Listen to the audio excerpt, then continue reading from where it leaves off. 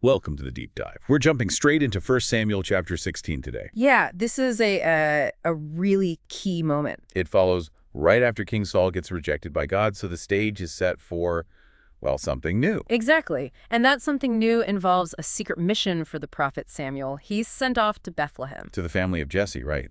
To find and anoint the next king from among his sons. That's the task.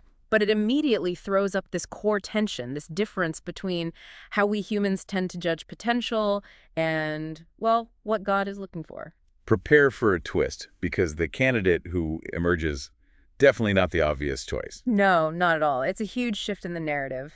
Saul's out, divinely speaking, and the focus moves entirely to finding his replacement. So Samuel gets his instructions. Fill your horn with oil, head to Jesse of Bethlehem, I've picked one of his sons. Seems simple enough on the surface. But Samuel's immediate reaction isn't, okay, great. It's fear, purely practical fear. He asks, how can I even go? If Saul hears about this, he'll kill me. And that's not paranoia, is it? Not in the slightest. Saul's still the king. Anyone looking for a replacement is committing treason. Samuel might be a prophet, but he's also facing a very real life or death situation here. And what's fascinating is how God handles it. He doesn't just wave a wand and make the danger disappear. No, he gives him a cover story. A really clever one, actually. Tells him, take a heifer with you. Say you've come to Bethlehem to sacrifice to the Lord. Which is just brilliant, really. Sacrifice was a normal religious event.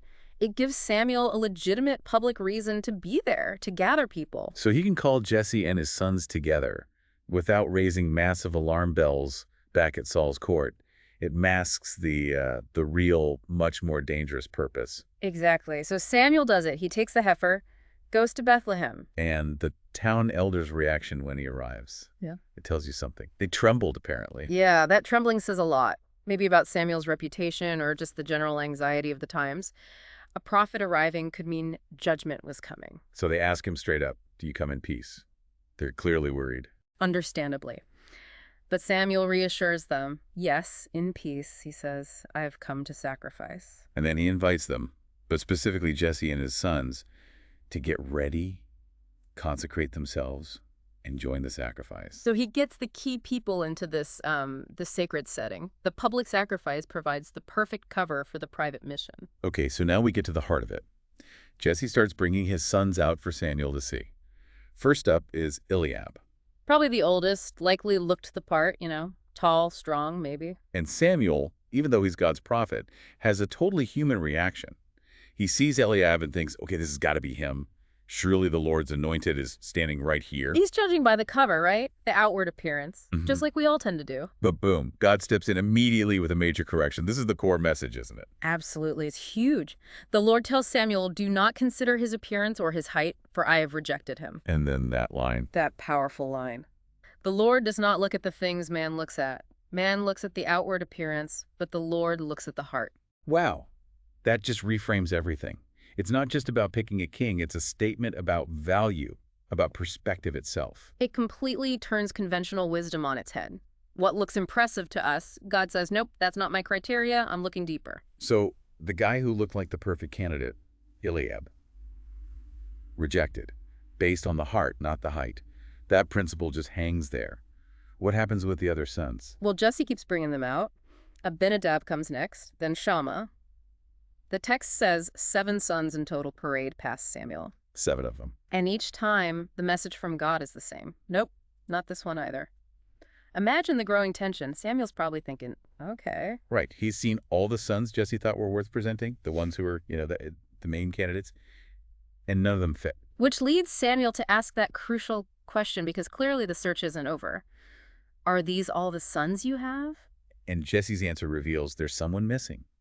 Someone not even considered important enough to be at this sacrifice with the prophet. He says, well, they're still the youngest, but he's out tending the sheep.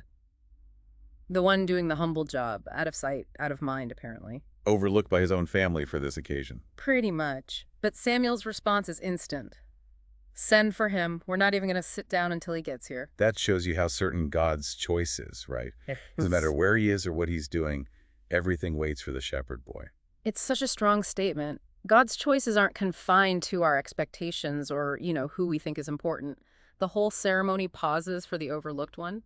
So they fetch David from the fields. He's brought in. And the description we get is ruddy with a fine appearance and handsome features. Yeah, there's that little bit of irony, isn't there? Right. God just said, don't look at the appearance, but the chosen one is actually described as good looking. It emphasizes the point, I think. It's not about the looks, that wasn't the deciding factor, but it doesn't mean the chosen one can't also be handsome. His appearance is just noted, almost incidentally, after the real qualification. The heart has presumably been seen by God. And the second David shows up, God gives Samuel the confirmation. Rise and anoint him. He is the one. No ambiguity there. None at all. So Samuel takes the horn of oil, that symbol of being set apart, for kingship especially, and he anoints David. And crucially, it happens in the presence of his brothers. Can you imagine what they must have been thinking? Oh, absolutely. Seeing their youngest brother, the shepherd, suddenly elevated like this, it must have been something, a real shock. And the text says right away, from that day on, the Spirit of the Lord came upon David in power. This wasn't just symbolic. No, it signifies a real spiritual equipping for the massive task ahead, divine empowerment. Okay, so David's anointed, filled with the Spirit, but the chapter immediately pivots, doesn't it, to King Saul. Yeah, and the contrast couldn't be more stark. It's almost jarring. While the Spirit comes on David, the text says, now the Spirit of the Lord had departed from Saul. That's a chilling line. It really is a Yeah. specific withdrawal of God's presence and favor, and the result, it's pretty grim. An evil spirit from the Lord tormented him. That phrase, from the Lord, it's quite something in the original source. It suggests, yeah, a divinely permitted, maybe even sent affliction, a consequence of that spiritual vacuum. Saul is suffering, deeply tormented, mentally and spiritually. And it's bad enough that his attendants notice and want to help. They suggest music therapy, essentially. Find someone good with a harp. Right. The idea was that soothing music might help when this tormenting spirit came upon him. They tell Saul, he'll play, and you will feel better. Saul's desperate, so he says, okay, find someone. And guess who gets recommended?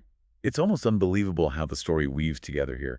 One of the servants says, I know just the guy, Jesse's son, David. The very kid who is just anointed in secret, recommended to the tormented king he's destined to replace. And look at the description the servant gives. It's more than just he plays the harp well, isn't it? Oh, yeah. The servant says David is a brave man and a warrior.